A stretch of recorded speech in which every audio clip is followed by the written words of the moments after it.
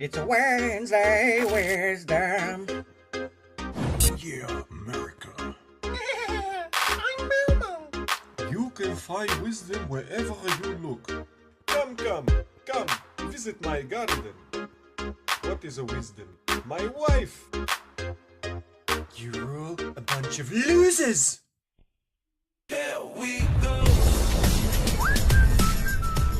Welcome to our Wednesday Wisdom Simulcast on periscope.tv/anautis and our podcast anchor.fm/GabSmacked. Hello, fellow moderator Boss Briggs. We're all back. So let us get into our interesting topics today. We never know where they're going to go. And it was the one where the doctor pushed back on some of my views, which was great. I like when that happens. I walked in and said, I pay the price for my inefficiencies whilst not being rewarded for my efficiencies.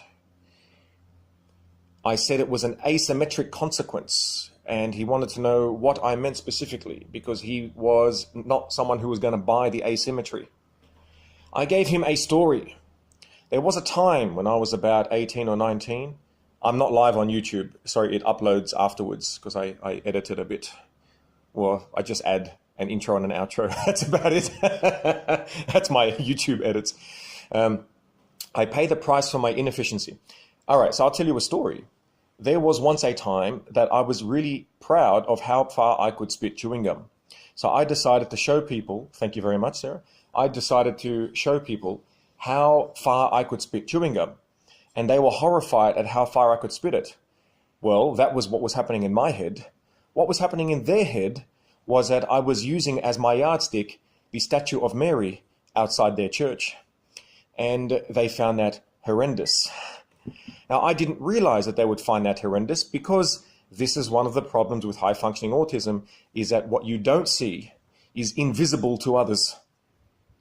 And it requires the brain to understand how something can be perceived to be of a different value to someone else if you don't see it as for anything but a yardstick in that particular situation.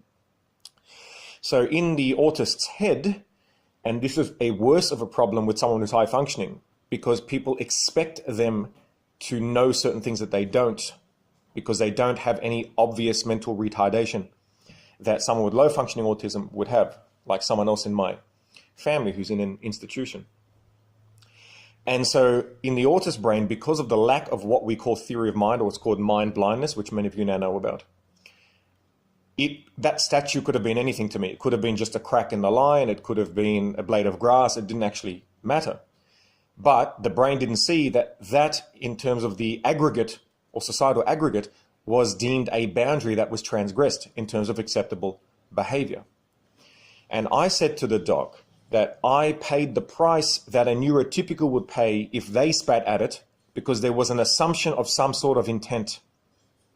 And I was considered to be a bad person. And he stopped me there and he said, you are conflating bad person and inappropriate behavior. Those two overlap, but they are not 100% mutually inclusive. I said to him that the consequence was asymmetric, because now what they didn't see were the abilities that my brain had that other people's don't have. And I said to him that they don't see the things I can do that no one else can, but they do see the things I do that look like nefarious acts, because ascribed to them are understandings of society which do not exist in my brain unless they're taught. Okay? And this is a natural extrapolation effect that humans do, Ido. So if we see a cab driver cut us off, we start to get a negative impression of all cab drivers. If we see a group of police officers go and use some McDonald's for free, we then assume that all police officers do that, right? It's a natural thing. We think, oh, look what the police did. So even though it has nothing to do with all police at all, there happen to be some people who took advantage of the fact that they were in uniform that could go and do that. It doesn't mean all do that, or 10% or 5%. We have no idea. If it was 1%, 5%, 10%, 90%, you don't know. And it's the same thing with personality. When someone with high functioning autism can walk and they eventually, like I did, learn to make the eye contact, learn to pause, learn to speak, learn to say how are you, learn to understand abstract terms like fun and enjoyment and I'm trying to think, and love, and do you want to have coffee, and all of the connotations that come with that, and which one you have to select, which are extremely difficult algorithms that are running in the brain of a high-functioning autist.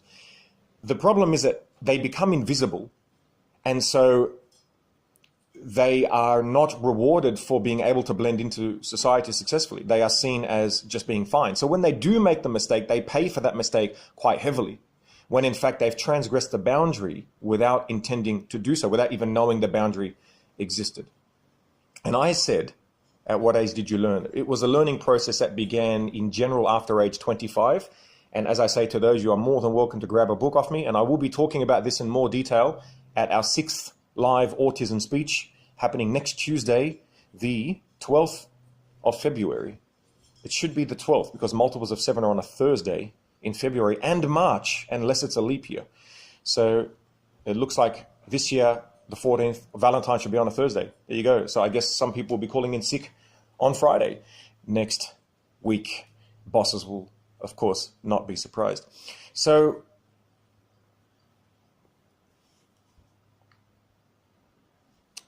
someone just asked me on Periscope, how do you know it wasn't a subconscious act? Correct. It's not a leap year. Correct. Tuesday 12th is USA. Yes. How do I know what was not a subconscious act? Sorry, Fabulous Faith.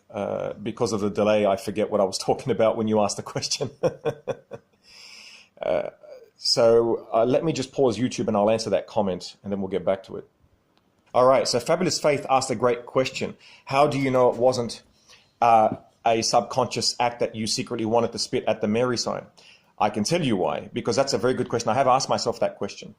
And the reason I know it wasn't, at least to the degree that might be implied, I'm assuming there because of my views on religion, because I was shocked at the response of the people there that I was showing how far I could spit. And me being shocked at the inability to understand why they were horrified means that I did not expect that would have any effect, and could not even understand it even when I was confronted with their reaction. So if it was secretly unconscious, even if there was some sort of secret animosity for some reason, and I was venting that animosity by spitting at that statue, did they bully me before? No, they were actually lovely people, but they don't talk to me because they honestly thought that I was doing something that I didn't mean to do. And this has happened hundreds of times in many, many different situations. And that's the other reason. So it's not just that I was shocked at their response and couldn't understand their response until years later. It was also that it's happened across many domains, so many different examples. Like once someone asked me, did you cut your hair? And I said, no, the barber did it. And they thought I was being a smartass, and I wasn't. I was just answering as you would, logically, without understanding the connotation. When someone says, did you cut your hair? It meant, did you have a haircut? So, and I can give hundreds of examples, but if you read the book, you'll see a lot of those. And if you want a signed copy from me, realspeakinghuman@gmail.com, and I will tell you how to do it. Alrighty, so the doc said to me that he would give me an analogy as to what he thought I was saying. Actually, Boss Briggs just gave a better analogy, and then I'll give what the doc's analogy was. Boss Briggs said it's like the blind man who's able to learn how to move around his environment, and he looks like he can see until the day he trips over a chair that's right in front of him. And people will naturally assume that not that the person was blind and that he was able to brilliantly learn how to see through some sort of advanced sonar, but was actually just pretending to fall over the thing, and so therefore was a moron or a klutz or something like that. It's a normal human reaction. So that's a perfect example. Thank you, Boss Briggs. All right. So what the doc said was, in terms of what I was calling an asymmetric consequence, was this. He said, imagine that you are a brilliant driver and you never have any penalties, you obey all the laws, you're a great obedient driver, which are not the same thing. Obedient and brilliant driver are not the same thing, but let's just swap it with obedient. And then after 15 years of driving, one day you accidentally run a red light and it was like just a mistake type of thing, and you get a fine. What the doc said was that all of the years of your obedience does not negate the fact that you transgressed what is deemed to be acceptable behavior. It's not acceptable to cross a red light. And I said, yes, I agree with you that there is a difference between one's own understanding and how that maps onto society's acceptable boundaries. They're two different things. So the more that you differ from the population mean, the more of a chance you're going to transgress a boundary in your own normal behavior, in many cases. So someone who's not understood by society, of course, will be most of the time or many times treated unfairly, depending on the society. But that's a consequence of the society needing to function. It can't work on an individual basis. And so those who deviate too far from the mean, of course, suffer these type of consequences. But what he said was that that driver still pays the fine. And I said to him, yes, but even though, sorry, they broke the law. Yes, they broke the law. But even though they broke it, there are substantial mitigating factors in that case, because that person is not someone who goes around and speeds and break the laws all the time. They did it by accident, and so therefore that will be factored into their penalty. And he said, correct. Okay, so we're on the same page. And I said, however, with the savantism, that's not factored in. So when I spat at that statue of Mary, there was no factoring in of the fact that, holy crap, this guy's so unusual that his brain did not even see that it would have this effect, or that other people would be negatively affected, or that he could have done this without understanding the consequences or implications or how people view these statues. And they also can't see that the disadvantages that that type of brain has in its place some advantages which no one else has. So for example, when I read the speech at my uncle's funeral last week, about 150 people went over to my parents, which I've said before, and said, how the hell was Gabriel able to read like that? Because Arabic is not Lebanese, it's another language. Lebanese is Aramaic with Arabic words. They're mutually unintelligible unless you have learnt both. And I read it even better than those who had studied Arabic of the older generation who then migrated to Australia. And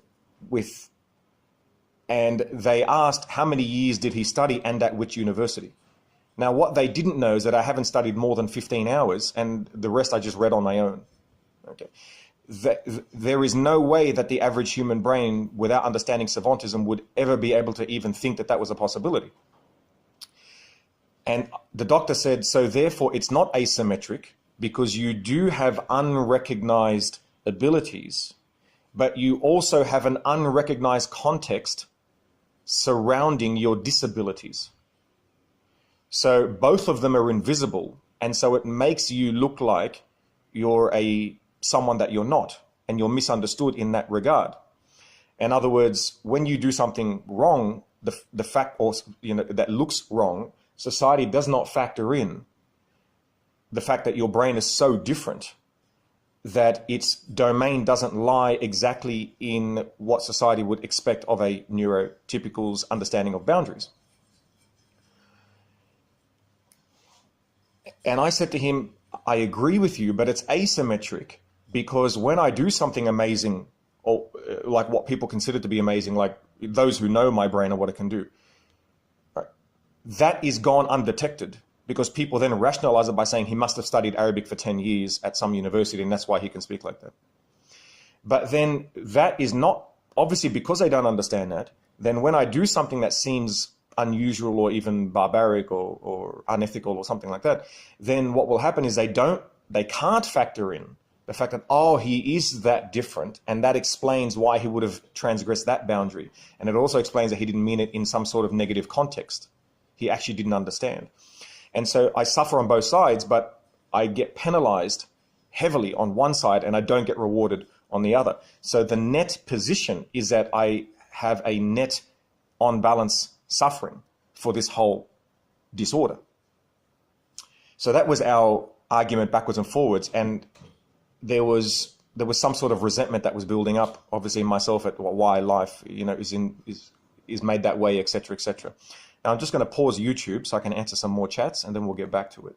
Let's get back to the next part. Okay. Now, what the doctor says was actually what you missed out on, if he could reword it, was mirroring by society or members of society of the value that does lie within the GabSmacked autistic savant mind because of its inability to mirror that section. It's sort of like a mirror can reflect certain light, but not others. Let's just say, like, it might not reflect, I don't know, microwaves. It might, I don't know, but maybe electromagnetic radiation of different wavelengths won't all get reflected in the mirror. And what he said was, it's extra painful to you because the value that you have now discovered that you have is something that you now know society cannot see, and yet it sees the socially inappropriate acts only. So you just come across as socially inappropriate in a negative context as opposed to what you understand or what you know, what those close to you know. All right. And so what happens is that you miss out, and in your whole life since a child, you miss out on the feeling of value. So you actually feel as though you are of limited value to society. And I'm sure many people can relate to this if they feel that they're misunderstood. And he said, because of that lack of feeling of value, it's extra sensitive for you that, for example, at the funeral, no one knew that you had only read Arabic for this long and was able to read like someone who'd studied for 10 years, blah, blah, blah, or the same thing with your French or Italian or the mathematics or anything else that you've done. And what he said was that because you are misunderstood, you are penalized for that misunderstanding. And he says it happens both ways. You are penalized in that you are not rewarded for things that you are able to do that no one can see. And you are also penalized for people miscontextualizing your socially inappropriate behavior as somehow having some nefarious intent or even just any intent behind it. He says, so in that case, it's not asymmetric, it's actually symmetric. All right. Now, I said to him that I think the asymmetry, autism, is felt because the punishment comes after the perceived negative behavior. Okay. So in other words, when I read the Arabic speech, there was no reward for it, right? But the physical manifestation of the consequence only comes afterwards when I did something else and immediately after that thing. So for example, at the end of that mass, I decided not to stand in that conga line for everyone to give me their condolences because there were people there that I just had no interest in believing were genuine. And I also don't like hanging around people or crowds that much. So I decided to leave. And I was immediately punished for that because some people came and criticized me for not following the tradition. So because the criticism comes immediately after a socially inappropriate act, then it looks to me like I'm being punished. Chemical imbalance? I might answer that in a sec. Everything's combination of chemical, epigenetics, etc. A good question. The adverse consequence came to me immediately in terms of a time connection, immediately within time proximity of the socially inappropriate act. And so the perceived asymmetry by myself is a time asymmetry. Okay? And that means that when I do something amazing, it's not seen until a lot later. But if I do something socially inappropriate, it's seen immediately and I'm criticized immediately. And so there's a time proximity connected to the negative side, and it can make you feel like life is unfair or life has transgressed you or people are against you. And I'm sure many people can sense that. And the doc was explaining that that's an illusion. It's only because of time asymmetry. All right. So he then also picked up, he said, you are conflating good person and unacceptable behavior. He said, so the guy that was a really good driver or an obedient driver who runs that red light once still had his behavior transgress the bounds of acceptable social behavior. It does not mean that he or she is a bad person. And he said, you're mixing the two. He said, it is true that some people will think, I'm exercising at the moment, hence why I'm bouncing around. He said, it is inevitable that some people will also think that you're a bad person, but not everybody. So it's not a direct consequence, and you can't conflate the two as if they are interchangeable synonyms. You can't do that. So you, Gabriel, have to modify your language and say and specify the difference between something that's socially unacceptable and being a bad person. They're two different things. All right? Okay. Now, I said to him, okay, then look at it this way. Imagine that you have built your house at the edge of a suburb, and in your backyard, right, travels in a bear, because outside the back of your backyard, there's a forest where a bear lives, whatever. So the bear comes into your garden and destroys your garden. Now, I said, imagine that if it wasn't a bear, imagine if it was a human. would you not expect more of the human than the bear? And the answer is, he said, yes, that is correct. And he said, the problem is because you have high functioning autism, then in fact, in this particular case, especially in socially unacceptable cases, you are actually the bear, but in human form. And so people expect more of you, even though they actually should not be, because you are actually the bear in that situation. You lack that part of your brain to physically see what you're transgressing. And I said, yeah, and in fact, actually, it wasn't their backyard, it was the bear's front yard. So, that sucks, because basically I'm living with people punishing me because they're the majority. And he goes, no. He said, no. He goes, that's the wrong way to look at it, because that'll develop resentment.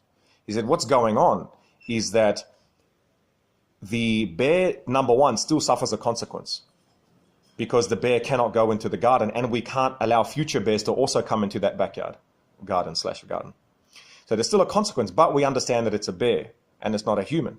He said, but the bear, right, in your analogy, the bear needs humans to function because we are a cooperative species. So even though you are, in that particular case, not a human in human form, you still need humans to interact with. And so you have to actually understand them, and they need to understand you. But the second part is the hard part, because you will be misunderstood way more than the average person. But you have to make sure that in any case, whatever it is, legal or moral or family or friends, you have to make sure that you explain your differences to other people so that the misunderstandings decrease. And he said, actually, even if you don't have autism or high functioning autism or savantism and any other invisible disorders, people in general are still misunderstood by other people. And so they are still doing this, just not to the degree that you are doing this. So this is not completely something that only you have to do, or a burden that only you have to carry. Honest Joe just brought me a bottle of water, which is awesome. All right. So he said, and this is a very good point that he brought up, because it means that, number one, you don't have to slip into resentment and think, why me? But number two, it's also in your control to actually help people become more aware of how you are, which also teaches you more about yourself. And he said, we all have to do that as humans all the time. I'm going to pause YouTube again before the next section, and I'll see what the questions were on Periscope. Yes, so there is, of course, this is the boundary of my talk, is where narcissism begins. And I refer people to Eva underscore 5 times B, I think it is, if you look at her. And she talks specifically about narcissism. And that's where, a combination of genetics and allowing that resentment to fester without treating it can turn someone into that, which is very sad for the narcissist themselves. But I won't get into that topic here. That's something that she's a specialist on, which I recommend. One thing I will say is that someone with autism, so the phenotypic trait of the autist and the narcissist is actually identical when you first meet someone. So a doctor who specializes in autism, one of the first things they have to do when they meet a patient, from my experience with the many that I've dealt with and being on the board of one of the autistic societies in New South Wales. When I say on the board, I'm an advisor to the board. What he said was that they first have to tell whether the person is autistic or a narcissist. And it's very hard to tell the difference at the surface, but actually deep down they're nothing alike. That's the hilarious part. One of them has empathy but doesn't understand how to recognize it, and one of them knows how to recognize it but doesn't have it. So that's a narcissist. So anyway, that's not exactly correct, but it's roughly something like that. All right, so let's just get back to this. He said, okay, so getting back to the spitting at the statue. What the doc said was, he said, if you had low functioning autism and you spat at the statue, you would have been doing exactly what you're doing now, but because it was low functioning, people would have seen it and then would have understood and not punished you as much as they did. He said, and unfortunately, that's the curse of high functioning autism, that you still have control of the other faculties. Man. yeah, small world. All right, so let's jump into the next section here. All right. So coming back to what he said, there is a wish for you, and I'm saying you, but I'm gonna differentiate you in a second. So I'll just hide chats again, and I'll get to this. Amazing. You look so much like a cousin of mine. It's quite hilarious. All righty. So what have we got here? All right. Okay, you, he said, there's a wish for you, and we'll get back to what you means, because it doesn't mean what it looks like it means at the moment, to be understood as highly capable, and conflating that with me being a good person to offset being misunderstood and having conflated that with being a bad person growing up. All right, now what do we mean by you? All right, this is where the doc said, behind the adult lies a baby wishing to be adored for its existence. Okay? As a baby, you have to be narcissistic or display narcissistic temperaments or characteristics, because if you don't, you die.